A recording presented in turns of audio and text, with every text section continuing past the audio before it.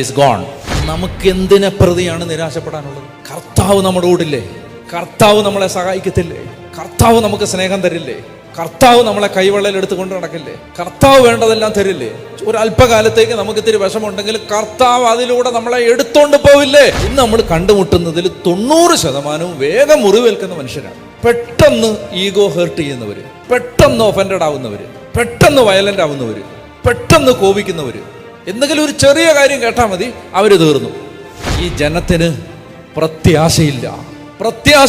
കഷ്ടതകളിൽ അഭിമാനിക്കാനുള്ള ഒരു വകുപ്പില്ല. കഷ്ടപ്പാട് വരുമ്പോഴും നേരെ നിൽക്കാനുള്ള ചങ്കൂറ്റം ഇല്ല.